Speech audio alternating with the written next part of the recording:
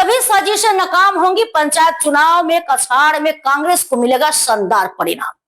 अभिजीत पाल Silchar press club में meet the press कार्यक्रम के दौरान जिला कांग्रेस अध्यक्ष का दावा। सिलचर जिला कांग्रेस अध्यक्ष अभिजीत पाल ने विश्वास के साथ कहा कि सभी साजिशों को विफल कर कछाड़ जिले में कांग्रेस पंचायत चुनाव में बेहतरीन प्रदर्शन करेगी।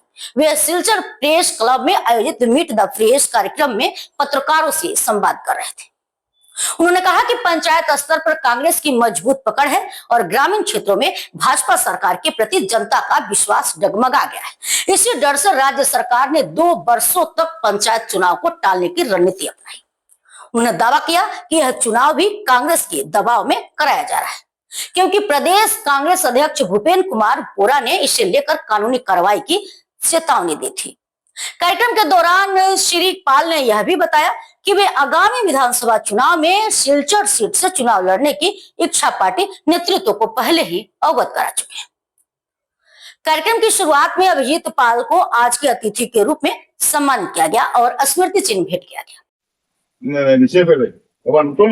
ইতিহাসের তৈরি করেছেন যে নির্বাচনে যখন বিরোধী দলগুলা যখন মনোনয়ন জমা দিয়েছেন তখন এইসব যারা মনোনয়নকারীরা ছিলেন, জেলা পরিষদ প্রার্থীরা ছিলেন, এপি সদস্যরা ছিলেন, ওদেরকে জোরজবস্তি প্রত্যাহার করা যায় সেই চেষ্টায় ওনারা লিপ্ত ছিলেন। এবং কিছুটা জায়গায় কাছাড় জেলা তো সেই মনোনয়ন প্রত্যাহার করেছে এবং আসামের বিভিন্ন জেলাতে এইভাবে মনোনয়ন প্রত্যাহার করানো হয়েছে। পুলিশ লাগিয়ে মনোনয়ন প্রত্যাহার করা হয়েছে, পুলিশ লাগিয়ে প্রার্থীদের জোরজবস্তি ঘর থেকে ওঠানো হয়েছে নগাঁওতে। সেটা নিয়ে আমাদের দল বিজেপির সাথে যখন দেখা করতে গিয়েছিলেন ওনারা বলেছেন যে আমরা কি নির্বাচিত প্রতিনিধিত্ব করতে পারবো, এই গণতান্ত্রিক দেশে না পারবো না, সেটা আপনারা আমাদেরকে বলেছেন। পুলিশ সরকারের হয়ে কাজ করবে, পুলিশ রাজনৈতিক দলের হয়ে কাজ করবে। গতকালকে একটা আমরা আপার আসামে দেখা যায় যে পুলিশের গাড়িতে বিজেপি ফ্ল্যাগ লাগিয়ে চলছে, ঘোরাফেরা চলছে। এইভাবে যে প্রশাসন পরিণত করা হচ্ছে, এইভাবে যে গণতন্ত্রকে চেপে ধরা হচ্ছে, এইভাবে যে বিরোধী দলকে শূন্য করার যে চেষ্টা চলছে, এটা গণতান্ত্রিক দেশে একটা অমঙ্গল, সুস্থ রাজনৈতিক নয়। যে ওনারা সাহস নেই যে ওনারা প্রতিদ্বন্দ্বিতা করার মতো, সেই জন্য আগে থেকে ওনারা কিভাবে প্রার্থীদেরকে জোর জবরদস্তি টাকার প্রলোভন দিয়ে পুলিশ লাগিয়ে বিভিন্ন ভাবে প্রেসারাইজ করে ওনারা প্রার্থীদেরকে উগ্র করানোর জন্য কাজ করে দিচ্ছে।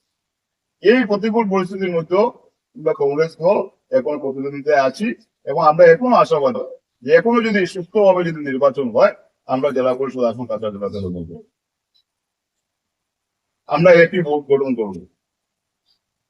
কিন্তু আমরা একটাই আতঙ্কিত, আমি সেদিন ডিসিকে আমি ফোন করে বলেছি, ডিসিকে আমি চিঠি দিয়েছি যে আপনারা কি আমাদেরকে মানে নির্বাচন লড়তে দেবেন, প্রতিদ্বন্দ্বিতা করতে দেবেন না, না যদি না করে দেন তাহলে আমরা সবকিছু মনোনয়ন উগ্র করে বসে যাই করবো, আপনারা ওনাদেরকে সার্টিফিকেট দিয়ে দেবেন।